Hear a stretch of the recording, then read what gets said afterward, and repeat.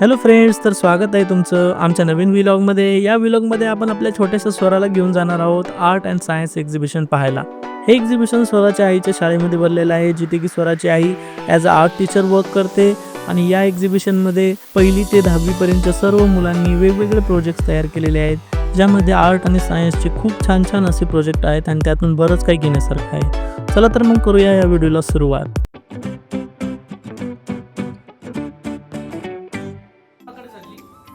आम्ही चाललो मम्माच्या शाळेमध्ये आहे की नाही, आर्ट एक्झिबिशन पाहायला जायचं. सगळ्यांना बाय कर. चल सगळ्यांना बाय कर. इकडे कर. सगळ्यांना बाय कर. घरून निघाल्यानंतर अंदाजे 10 ते 15 मिनिटांमध्ये आम्ही स्वराच्या आईच्या स्कूलमध्ये पोहोचलो. आणि ही अशा प्रकारची स्कूल आहे. इथे पार्किंग आहे आणि तिथे आम्ही आमची गाडी पार्क केली आणि मग शाळेच्या दिशेने निघालो.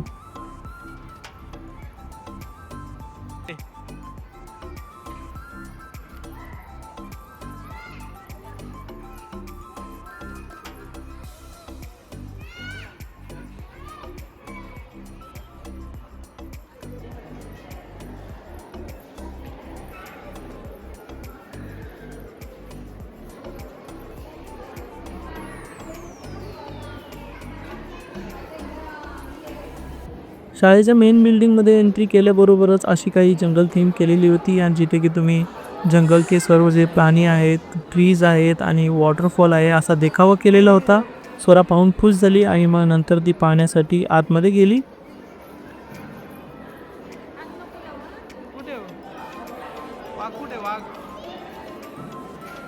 कुठे वाघ?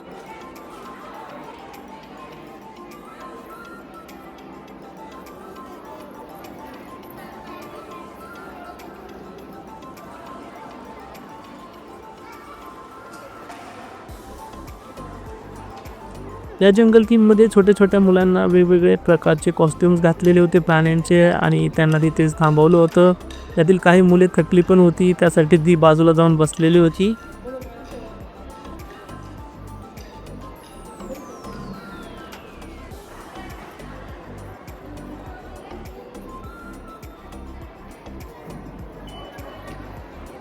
जंगल थीम झाल्यानंतर मग आम्ही हॉलमध्ये गेलो. एका हॉलमध्ये वेगवेगळे प्रोजेक्ट ठेवलेले होते, ज्यामध्ये की हा जो हॉल होता त्यामध्ये शेतीविषयकचे सर्व काही प्रोजेक्ट्स होते. मग आम्ही ते प्रोजेक्ट्स पाहिले. तिथे एक छोटी बैलगाडी पण होती, ती स्वराला खूप आवडली होती.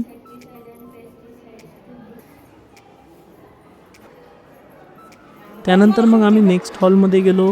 नेक्स्ट हॉलमध्ये पण अशाच प्रकारचे छोटे छोटे प्रोजेक्ट्स आणलेले होते, आणि ते जे मुलं होते ज्यांनी ते प्रोजेक्ट्स आणलेला होता, ते त्याविषयी संपूर्ण माहिती इंग्लिशमध्ये देत होते.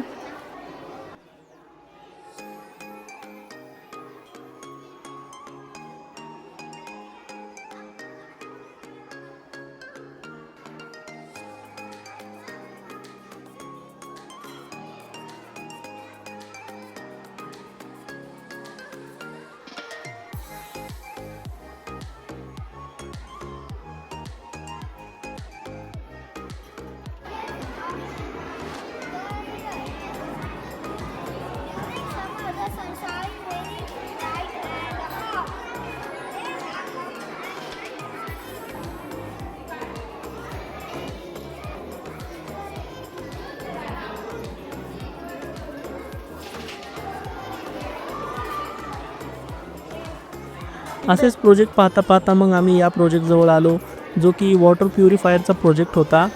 या 2 मुलांनी मिळून तो प्रोजेक्ट तयार केलेला होता, ज्यामध्ये वरून एका ग्लासमध्ये पाणी सोडल्यानंतर मग ते पाणी फिल्टर होऊन खाली येत होते. त्या 4 ग्लासमध्ये त्यांनी वेगवेगळ्या गोष्टी वापरल्या होत्या, जे की पाणी प्युरिफाय करण्यासाठी वापरल्या जातात, जसे की खडक, वाळू, शिंपले, ह्या सर्व गोष्टी त्याच्यामध्ये होत्या. त्याच्यानंतर मग आम्ही नेक्स्ट प्रोजेक्टला आलो, जो की यूज ऑफ वॉटर हा प्रोजेक्ट होता, आणि तेथील ती मुलगी होती, ती त्याविषयीची माहिती देत होती. त्यानंतर आम्ही नेक्स्ट प्रोजेक्टला आलो, जो की होता एस्केलेटरचा.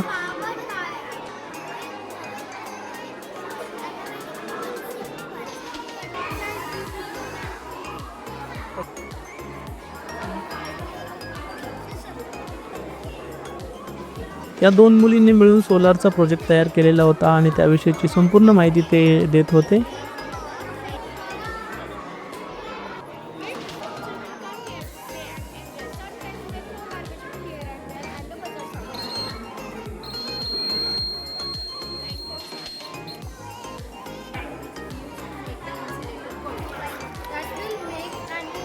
पुढे गेल्यानंतर आम्हाला या 2 मुली भेटल्या. त्यांनी की प्लास्टिकवर 2 प्रोजेक्ट्स तयार केलेले होते, की तुम्ही प्लास्टिकचा उपयोग कसा करू शकता. त्यामध्ये या मुलीने असा प्रोजेक्ट तयार केलेला होता, ज्यामध्ये प्लास्टिकचा उपयोग हा रोड बनवण्यासाठी आपण कसा करू शकतो हे तिने एक्सप्लेन केलं.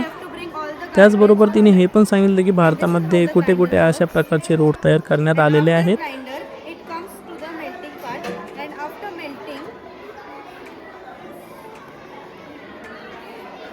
We have to dump that all the melted thing in the dumper, and we have to dump it on the road and spread it evenly. And after spreading that,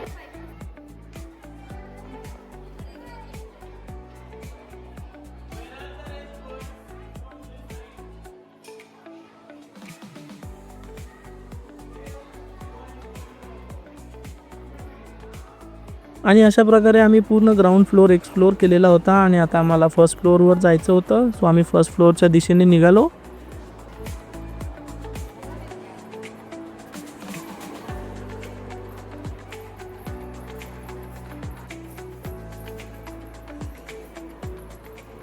वरती गेल्यानंतर सगळ्यात पहिले आम्ही गेलो आर्ट रूममध्ये. Art room म्हणजेच स्वराच्या आईची room. स्वराची आई येथे art teacher as a work करते. सो आम्ही स्वराच्या आईच्या रूममध्ये गेलो आणि स्वराच्या आईने अशा प्रकारे काही रूम सजवली होती.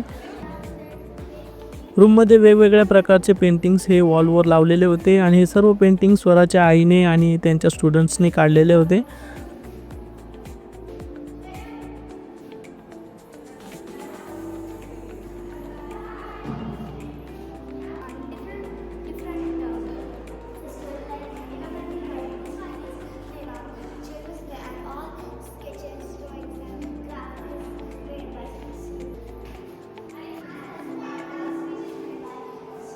पेंटिंग बरोबरच या ठिकाणी एक क्रिसमस ट्री तयार केलेली होती, कारण की क्रिसमस जवळ आलेला आहे. आणि त्याचबरोबर हा एक बुर्ज खलिफाचा एक स्टॅच्यू तयार केलेला होता. त्यानंतर मग आम्ही नेक्स्ट रूममध्ये गेलो, ज्यामध्ये की इंडियन ऑलिम्पिक्सची जी जर्नी आहे त्याचे सर्व काही मोमेंट्स आहेत ते त्यांनी तयार केलेले होते.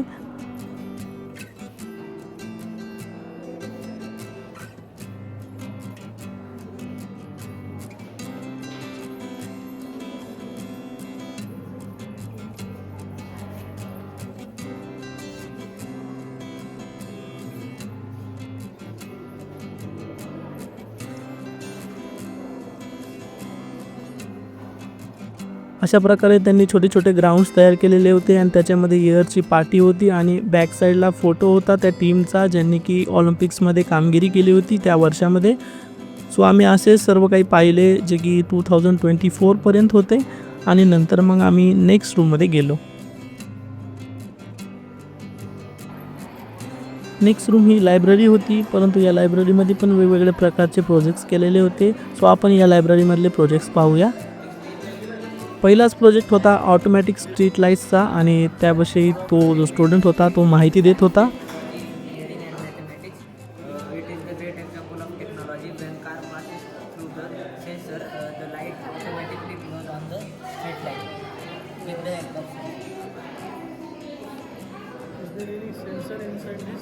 Yes, sir. Inside this. Okay. It detects the motion of object. It is a hydraulic crane is mainly used to pull up heavy objects like cars and trains which are falling in between roads.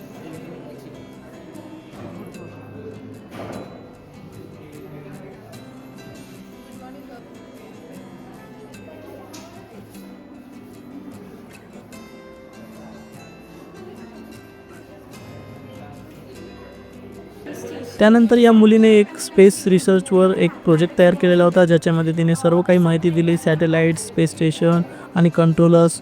हे खूपच छान project होता आणि त्यातून भरपूर काही घेण्यासारखं होतं.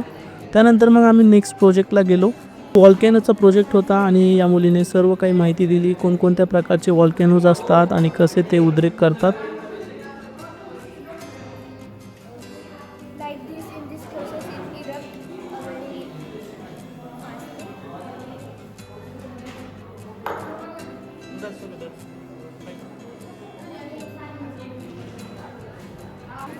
Recently they have made river cleanup to protect protect our ecosystem and remove all the plastic material. पुढे गेल्यानंतर आम्हाला हा प्रोजेक्ट भेटला ज्यामध्ये 2 मुलांनी वॉटर क्लीनर हा प्रोजेक्ट तयार केलेला होता, ज्यामध्ये त्यांनी एक मशीन तयार केलेली होती आणि ते त्याचा डेमो देत होते की कशाप्रकारे ही मशीन वॉटरमध्ये जे वेस्टेज आहे त्याला सॉर्ट करतं आणि त्याला कलेक्ट करतं.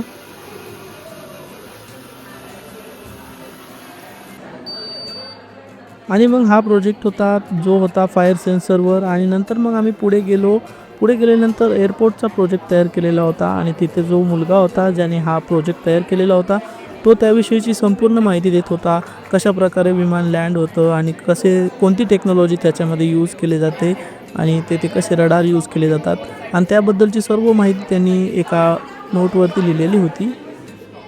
लायब्ररीमधील सर्व प्रोजेक्ट्स पाहून झाल्यानंतर मग आम्ही बायोलॉजी लॅबमध्ये गेलो. मग या बायोलॉजी लॅबमध्ये वेगवेगळ्या प्रकारचे प्रोजेक्ट्स तयार केलेले होते, ज्यामध्ये लहान मुलांनी जे आपले बॉडी पार्ट्स आहेत त्यांचे वेगवेगळे डायग्राम्स आणि स्टॅच्यूज बनवून आणलेले होते आणि ते एक्सप्लेन करत होते त्यांचं वर्किंग कसं आहे ते.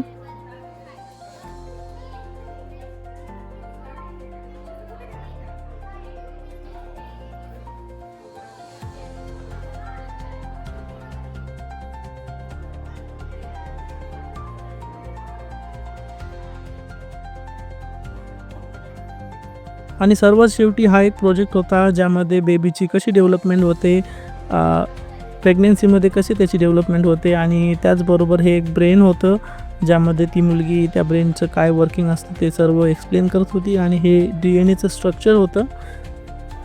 त्याचबरोबर मुलांनी एक छानशी रांगोळी काढलेली होती हॉलमध्ये. त्यानंतर मग आम्ही नेक्स्ट हॉलमध्ये गेलो. नेक्स्ट हॉलमध्ये पण वेगवेगळ्या प्रकारचे प्रोजेक्ट होते जे की मॅथमॅटिक्स यूज इन अप्लाइड सायन्समध्ये होते आणि त्यामध्येच खूप सारे प्रोजेक्टमध्ये हा एक चंद्रयानचा प्रोजेक्ट होता जो की खूपच सुंदर होता.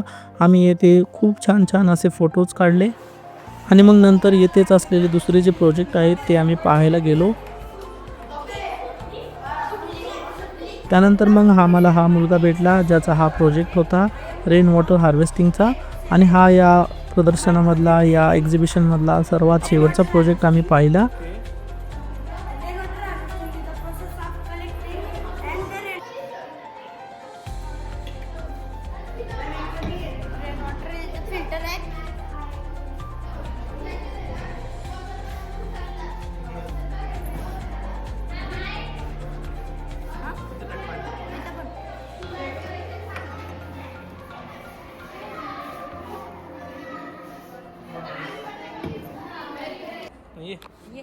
हा प्रोजेक्ट पाहून झाल्यानंतर मग आम्ही खाली आल्यानंतर स्वराला हा जो उतारा आहे तिथून यायचं होतं, बट तिला भीती वाटत होती. ती यायचा प्रयत्न करत होती, परत मागे जात होती, परत यायचा प्रयत्न करत होती, पण शेवटी ती पायऱ्याने आली. तर या व्हिडिओमध्ये येतेच थांबू मित्रांनो. अशा प्रकारे आपण हे आर्ट आणि सायन्स एक्झिबिशन पूर्णपणे पाहिलेलं आहे आणि आपण स्वराला पण यातील सर्व गोष्टी दाखवलेल्या आहेत. आय होप तुम्हाला आमचा हा व्हिडिओ आवडला असेल आणि आमच्या व्हिडिओला लाईक करा आणि आमच्या चॅनलला सबस्क्राईब करा. चला तर मग भेटूया नेक्स्ट व्हिडिओमध्ये. Bye bye.